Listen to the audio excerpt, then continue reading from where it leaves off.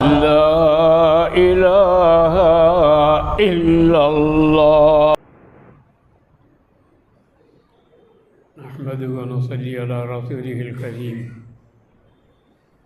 فقد قال الله تعالى في القرآن العظيم: أعوذ بالله من الشيطان الرجيم.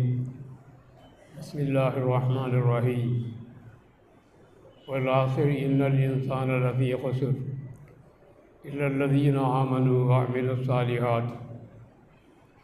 وقال النبي صلى الله عليه وسلم: لا عدوى ولا طائرة ولا هامة ولا سفر. صدق الله العليم وصدق رسوله النبي الكريم، ونحن على ذلك من الشاهدين والشاكرين، والحمد لله رب العالمين. அளவற்ற அருளாளனும் நிகரற்ற அன்புடையனுமாகிய அல்லாஹ்வின் திருநாமத்தால் எனது வார்த்தைகளை தொடங்குகிறேன். அன்புக்குரிய அல்லாஹ்வின் நல்லடியார்களே, அல்லாஹ்வை பயந்து அவன் இட்ட கட்டளைகளை சிரமேற்றாங்கி வழிபடுவதன் மூலமும் அவன் விலக்கியுள்ள தீயவற்றை தவிர்த்து கொள்வதன் மூலமும் நமது வாழ்வை நாம் தூய்மையாக்கிக் கொள்வோமாக. புனிதமான இந்த ஜும்மா நாளின் பொருட்டால் அல்லாஹ் தஆலா நம்முடைய பாவங்களை எல்லாம் மன்னித்து நம்முடைய நியாயபூர்வமான கோரிக்கைகளை எல்லாம் ஏற்று நோயற்ற வாழ்வையும் குறைவற்ற செல்வத்தையும் தந்து அருள்வாரிப்பானாக. அன்புக்குரிய முஸ்லிம் சகோதரர்களே, அல்லாஹ் தஆலா திருக்குர்ஆனில் கூறுகிறான்: வல் ஆஸிர் இன்னல் இன்சான லஃபீ ஹுஸ்ர். காலத்தின் மீது சத்தியமாக மனிதன் பெரும் நஷ்டத்தில் இருக்கிறான். இல்லல்லதீன ஆமனு வஅமிலு ஸாலிஹாத். ஈமான் கொண்டு நற்செயல்கள் செய்தவர்களை தவிர என்று அல்லாஹ் தஆலா சொல்கிறான்.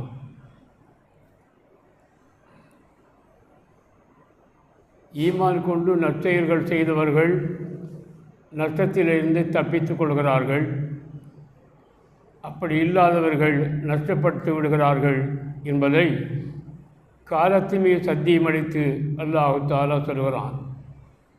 சகோதரர்களே, இந்த உலகத்தில் உள்ள எல்லா வஸ்துக்களின் மீதும் காலத்திற்கு ஒரு ஆதிக்கம் உண்டு.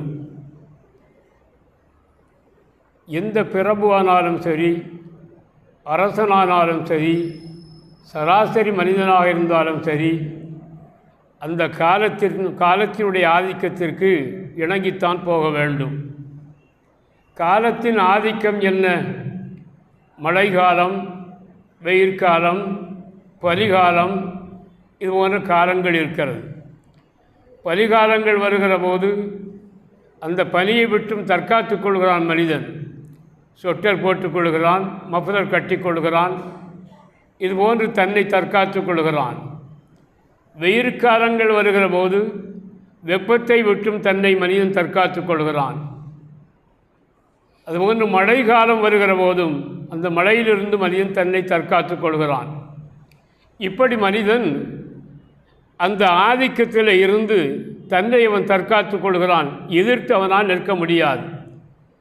இது அந்த காலத்தினுடைய ஆதிக்கத்திற்கு கட்டுப்பட்டு நடக்க வேண்டும். மனிதனில் கூட பல பருவ காலங்கள் இருக்கிறது. பாலப்பருவம், விளையாட்டு பருவம், வாலிப பருவம், வயோதிக பருவம் என்று பல பருவங்கள் இருக்கிறது. இந்த பருவங்களில் சிலவற்றை வந்த பருவங்களை தக்க வைத்து கொள்ள முடியுமா? முடியாது. வருகிற பருவத்தை வராமல் தடுத்து விட முடியுமா? அதுவும் முடியாது. விளையாட்டு பருவம் இருக்கிறது. வெளியிலே சென்று சிறுவர்கள் விளையாடிவிட்டு வீட்டிற்கு வருகிறார்கள். சாப்பாடு தயாராக இருக்கிறது. உண்பதற்கு குடிப்பதற்கு எந்த விதமான உழைப்பும் தேவையில்லை. அப்படிப்பட்ட ஒரு அருமையான பருவம் இந்த விளையாட்டு பருவம். எனவே இந்த பருவத்திலேயே நாம் இருந்து கொள்ளலாம் என்ற அந்த விளையாட்டு பருவத்தை தக்க வைத்து கொள்ள முடியுமா?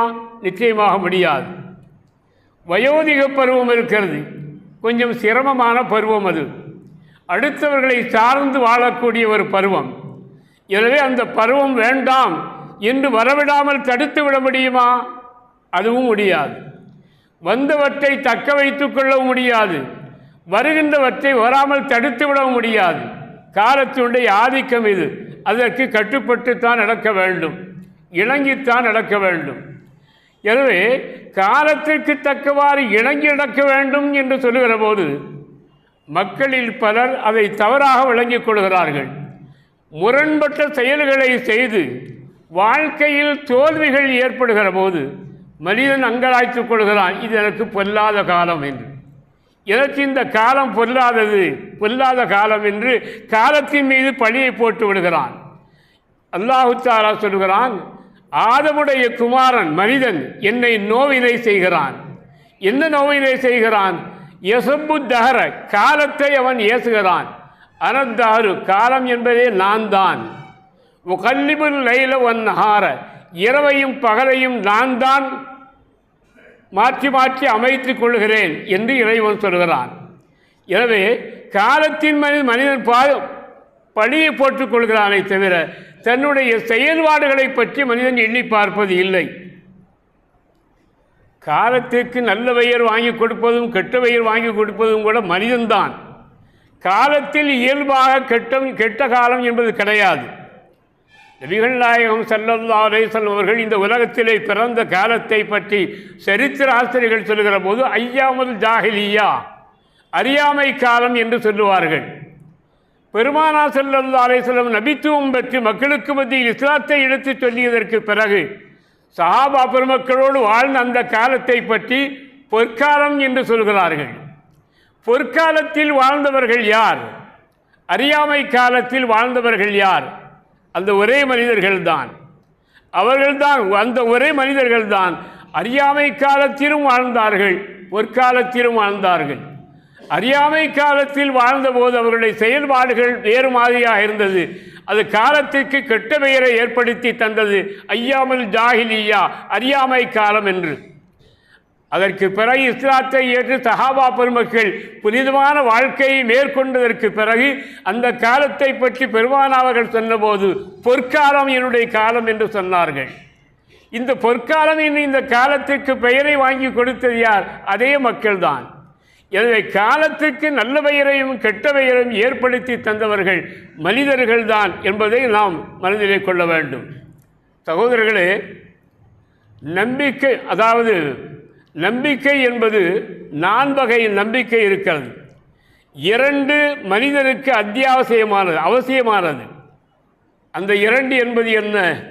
இறை நம்பிக்கை, தன்னம்பிக்கை. இந்த 2ம் மனிதனுக்கு அத்தியாவசியமான ஒன்று. மற்றும் 2 நம்பிக்கை இருக்கிறது மனிதனுக்கு இருக்கக்கூடாத நம்பிக்கை. அது என்ன? மூட நம்பிக்கை, பிறர் மீது கொள்ளுகிற நம்பிக்கை. இந்த 2ம் மனிதனுக்கு இருக்கக்கூடாத நம்பிக்கை. மூட நம்பிக்கையினால் எத்தனையோ அபாயங்கள் சமுதாயத்தில் நடந்திருக்கிறது.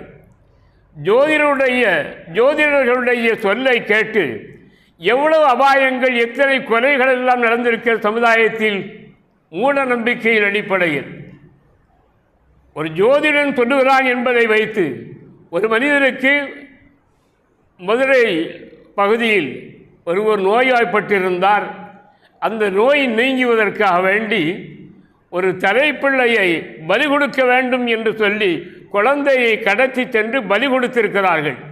இப்படி எத்தனையோ பேர் பலி கொடுக்கப்பட்டிருக்கிறார்கள். பல வியாபாரிகளுடைய வியாபாரங்கள் முடங்கி போயிருக்கிறது. எத்தனையோ குடும்பங்களில் மனமுறிவு ஏற்பட்டிருக்கிறது. இந்த மூட நம்பிக்கையினால் இத்தகைய அபாயங்களெல்லாம் சமுதாயத்தில் நிகழ்ந்திருக்கிறது.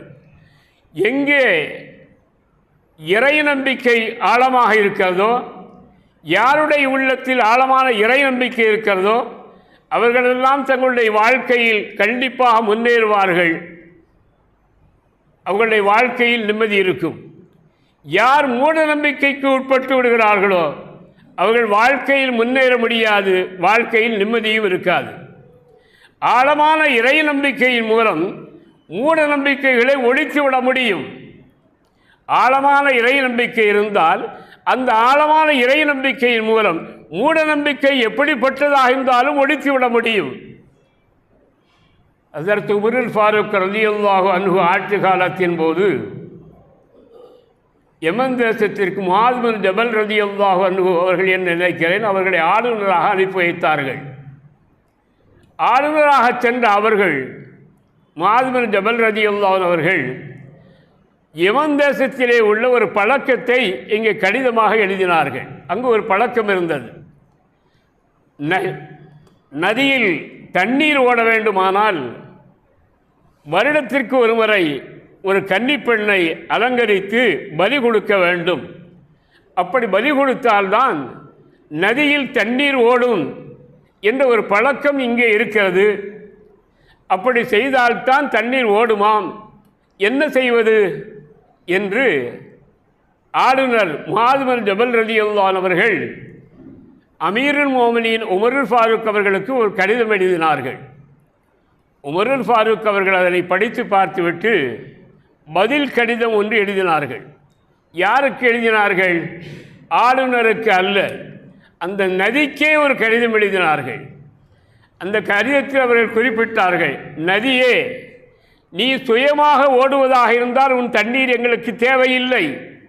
அல்லாஹ்வின் உத்தரவுப்படி தான் ஓடுகிறாய் என்று இருந்தால் நீ ஓடு என்று அந்த கடிதத்தில் குறிப்பிட்டிருந்தார்கள். இந்த கடிதத்தை கொண்டு போய் அந்த நைல் நதியில் போடுங்கள் என்று சொல்லியிருந்தார்கள். ஆளுநர் முஆத் பின் ஜபல் ரலியல்லாஹு அவர்கள் அந்த கடிதத்தை எடுத்துக்கொண்டு நதிக்கு சென்றார்கள். பின்னால் ஒரு பெரிய கூட்டமே சென்றது இந்த அதிசயத்தை பார்ப்பதற்கு. அந்த கடிதத்தை கொண்டு போய் நைல் நதியில் போட்டார்கள். என்ன ஆச்சரியம்! தண்ணீர் பிரவாகம் எடுத்து ஓடியது. இறையின் நம்பிக்கை ஆழமாக இருக்குமானால் இத்தகைய மூட நம்பிக்கையை சாதாரணமாக ஒழித்து விட முடியும். எனவே நபிகள் நாயகம் ஸல்லல்லாஹு அலைஹி வஸல்லம் காலத்திலும் நிறைய மூட நம்பிக்கைகள் இருந்திருக்கிறது. சில நோய்கள் இருக்கிறது, அந்த நோய்களுக்கு தொற்றி பிடிக்கும் தன்மை இருக்கிறது. அது சில இந்த தேவதைகளுடைய திருவிளையாடல்கள் என்று மக்கள் நம்பிக்கொண்டிருந்தார்கள். சில நோய் இருக்கிறது, தொற்றி பிடிக்கும் தன்மை உள்ளது. அது சில திருவிளையாடல்கள், அதாவது தேவதைகளுடைய திருவிளையாடல்கள் என்று நம்பிக்கொண்டிருந்தார்கள். ஒரு மனிதன் பிரயாணப்பட்டு போவான். போகிற போது குறுக்கே ஒரு பறவை வந்தால் பிரயாணத்தை நிறுத்தி விடுவான், சகுனம் சரியில்லை என்பதனால். அதுபோன்று ஒரு வீட்டினுடைய கூரையில் ஆந்தை அலறினால் இங்கே மரணம் சம்பவிக்கும் என்று நம்பிக்கொண்டிருந்தார்கள். ஆந்தை அலறவில்லை என்றால் அங்கே மரணம் சம்பவிக்காதா? மரணம் சம்பவிக்காத வீடுகள் உண்டா? அதுபோன்று சவர் மாதம் வந்தால் அது ஒரு பீழை பிடித்த மாதம் என்றும் அந்த மக்கள் கருதி வந்தார்கள். இவை அனைத்தையும் பெருமான் அவர்கள் மறுத்தார்கள். நபிகள் நாயகம் ஸல்லல்லாஹு அலைஹி வஸல்லம் சொன்னார்கள், தொற்று நோய் என்பது கிடையாது என்று பெருமான் அவர்கள் சொன்னபோது ஒரு சஹாபி கேட்டார், நாயகமே, என்னிடத்திலே உள்ள துள்ளி குதிக்கின்ற அருமையான ஒட்டகம் ஒன்று சொருபிடித்த சில ஒட்டகங்களோடு சேர்ந்து நிற்கிற போது இதற்கும் அந்த சொறி ஏற்பட்டு விடுகிறது, இது என்ன என்று கேட்டார். அப்பொழுது நபிகள் நாயகம் ஸல்லல்லாஹு அலைஹி வஸல்லம் சொன்னார்கள், சொறிபிடித்த ஒட்டகங்களோடு என்று சொல்கிறீர்களே, அந்த ஒட்டகங்களுக்கு எப்படி சொறிபிடித்தது என்று கேட்டார்கள். அந்த சஹாபியால் பதில் சொல்ல முடியவில்லை. எனவே பெருமானார்கள் சொன்னார்கள், தொற்று நோய் என்பது கிடையாது, பறவை சாஸ்திரம் என்பது கிடையாது, ஆந்தை சாஸ்திரம் என்பது கிடையாது, சபர் மாதம் பீடை என்பதும் கிடையாது என்று பெருமானார்கள் அத்தனை மறுத்தார்கள். சபர் மாதத்தை குறித்து அந்த காலத்திலே உள்ளவர்கள், சபர் என்று சொன்னாலே மனிதரில் ஏற்படுகின்ற ஒரு நோய்க்கு பெயர். பாம்பை போன்று பெரிய ஒரு புழு ஒன்று உள்ளே இருக்கும். அந்த நோய் பிடித்தவர்கள் மரணத்தின் பக்கம் நெருங்குவார்கள். எனவே அதை வெறுத்து அது சபர் பீடை பிடித்தது என்று மக்கள் நம்பிக்கொண்டிருந்தார்கள். பெருமான் அவர்கள் ஒரேடியாக சொன்னார்கள், சபர் மாதம் பீடை பிடித்த மாதம் அல்ல என்று அவர்கள் சொன்னார்கள். சகுனம் என்பதும் கிடையாது. ஒரு சமயம் அக்பர் பாதுஷா இருக்கிறாரே, அந்த அக்பர் பாதுஷா காலை நேரத்தில் வெளியே எழுந்து வருகிற போது ஒரு மனிதன் எதிர்பட்டு வந்தான். அவர் போய்விட்டார். சவரம் செய்து கொள்வதற்காக வேண்டி நாவிதனுக்கு முன்னால் இருந்து கொண்டு சவரம் செய்தார். முகத்தில் கத்திப்பட்டு கொஞ்சம் காயத்தை ஏற்படுத்திவிட்டது. இது ஏன் ஏற்பட்டது என்று அவர் சிந்தித்த போது இப்படி முடிவுக்கு வந்தார். காலையில் நாம் நடந்து வருகிற போது எதிரே ஒரு மனிதன் வந்தான். அவனுடைய அந்த துர்த்தகனத்தினால்தான் எனக்கு முகத்தில் காயம் ஏற்பட்டு விட்டது. எனவே அவனுக்கு தண்டனை கொடுக்க வேண்டும், மரண தண்டனை என்று அறிவித்தார். அந்த மனிதன் ஆடி போனான்.